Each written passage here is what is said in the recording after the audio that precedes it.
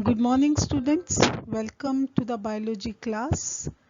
Today we are continuing with our life process, transportation.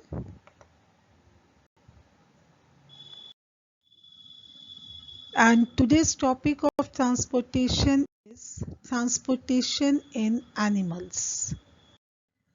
Transport in human beings. In human being, all the other complex animals, circulatory system is associated with the transportation of various substances in the body. So the main function of circulatory system is to transport the various important substances from one part of body to the other part. So the vital functions of circulatory system is transport of oxygen and carbon dioxide, transport of digested food from intestine to the body cells, transport of nitrogenous waste from body cells to the kidneys for the removal from the body. So these are the vital functions and they all are transport from one part of body to the other. Components of the human circulatory system.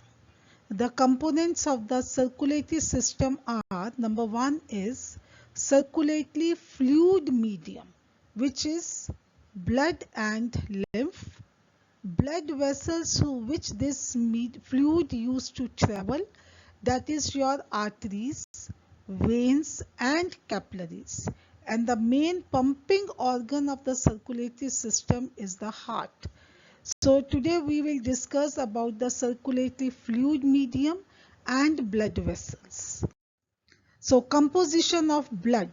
Blood consists of plasma, which is the fluid part of the blood, and red blood cells, which is red in color, white blood cells, that is white without any pigment of hemoglobin, and platelets.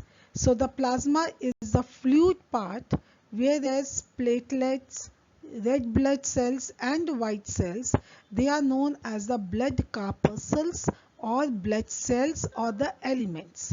So in this figure you can see this yellow portion or the fluid medium is the plasma, which helps in the transportation of substances. This red color, that is biconcave structures, are known as your red blood cells. They are having the hemoglobin pigment. So what is the function of hemoglobin? They helps in the transport of oxygen and carbon dioxide. Now these are without any color. These are the white blood cells, which are of the various shapes. They may be having two nuclei or more than two. So these are called as the WBS, and they are without any hemoglobin pigment. So they are the white blood cells, that is WBCs. And the main function of WBCs is to provide the immunity to our body by synthesizing the antibodies. And these small white cells, these are the platelets, and they are being formed by the various small size cells of your RBCs. And the main function of the platelets is blood clotting. They prevent the excessive loss of the blood from our body. So that is a detail of your circulatory fluid medium, that is blood. Blood is the fluid connective tissue. Its components include plasma. It is pale yellow fluid medium in which cells are suspended. Plasma transports food, carbon dioxide and nitrogenous waste in dissolved forms. So this is the function of plasma. This is the composition of plasma.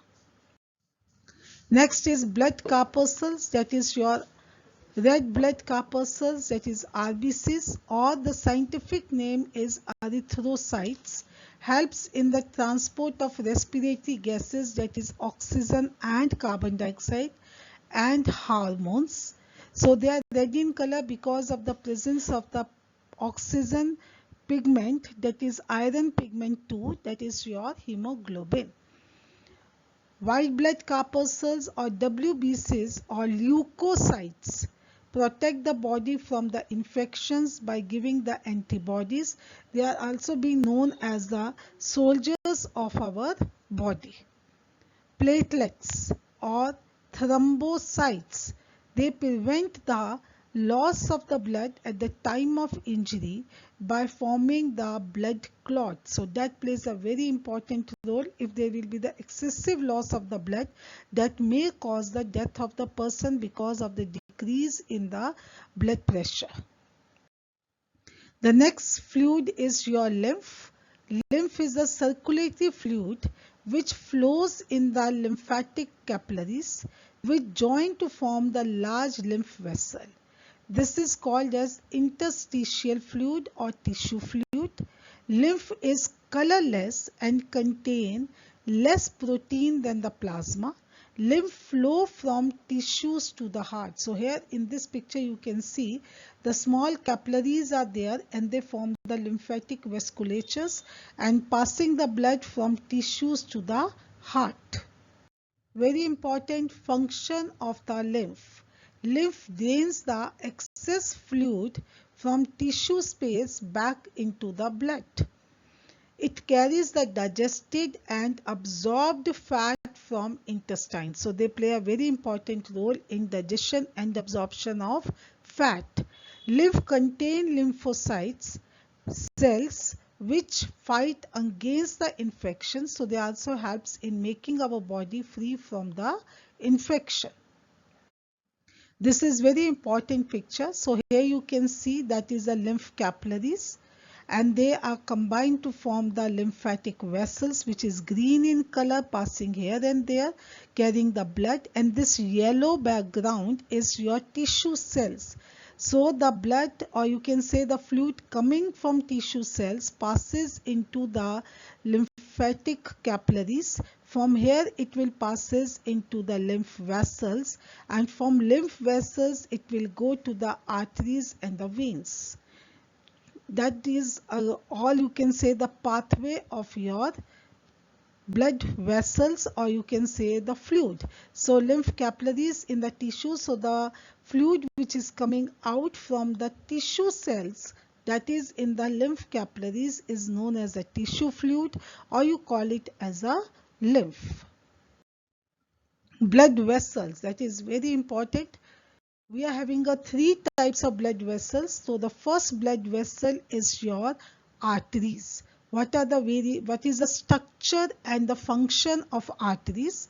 Arteries have thick, elastic and muscular wall.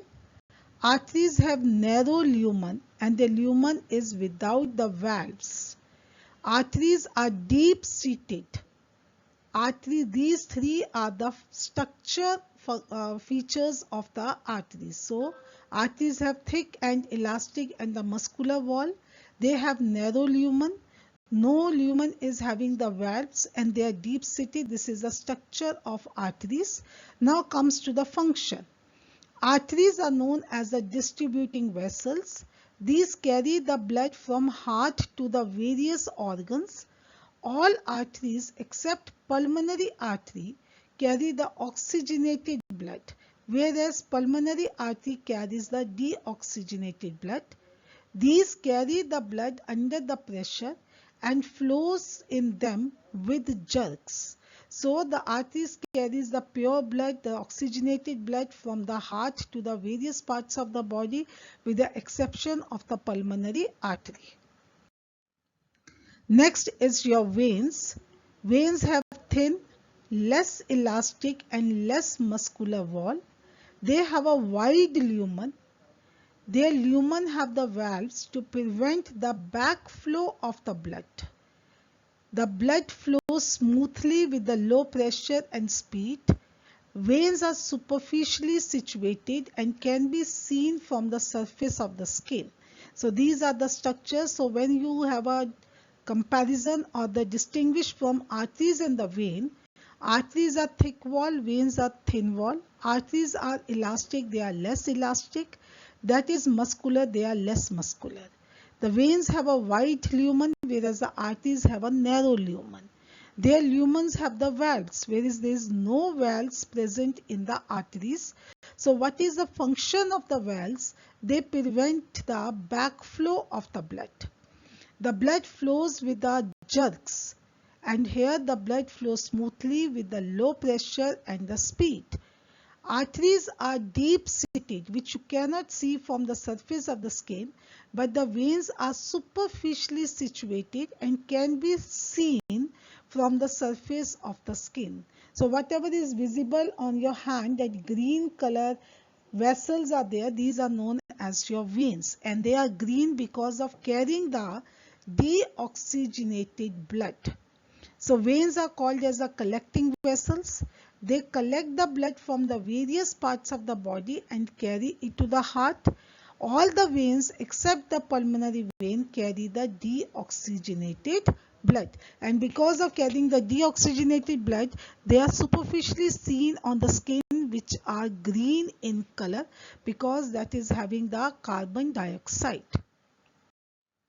So capillaries, the wall of capillaries, they are very thin, formed of a single layer of endothelial cells. Their lumens are very narrow and the valves are absent. Blood flows smoothly at a very low pressure from arterioles to venules. These carry oxygenated blood at the arteriole and deoxygenated at the venule end. These lie in contact with the body tissues and form the network throughout the body. So in this picture it will be more clear. So these are the veins, and this is red color structure is your artery. Artery, as I said, that is having a thick and narrow lumen. This is the narrow lumen, whereas this is thin and wide lumen, and they are having the valves, and there is no valves are being present. Whereas the arteries, they are carrying the blood from the heart to the various parts of the body, that is your tissue, and they used to carry the oxygen. That's why they are oxygenated blood is present in the arteries, and the branches of the arteries are known as the arterioles. Fine. So now these are the capillaries. So the network which is connecting between your venules and the arterioles, that network of a single layer which is supplying the blood to the tissues, that is known as your capillaries. So carrying the oxygen and the nutrients from the arterioles, they are passes into the capillaries and they are being transported to the tissues. And from the tissues, the waste product in the form of a CO2 is being passes into the another end of the capillaries, and then it will be transported to the venules. So basically that forms a network between the arteries and the veins to carry the oxygenated blood from the heart and carrying the waste product from the tissues to the heart. So this is the capillary networks. That's why in the human body, every part of the blood is being present in the vessels. Either it is in arteries, capillaries, or it is your veins. No blood is present without the capillaries. Thus the system is known as the closed circulatory system. So this is all about our components, that is your blood, which is of two types, plasma and the blood corpuscles, and blood vessels, which is of three types, that is arteries, veins and capillaries. Now we are left out with our only one component, that is the heart. So our next lesson will be on our pumping organ, that is the heart. Till then, stay home, stay healthy, stay happy. Thank you.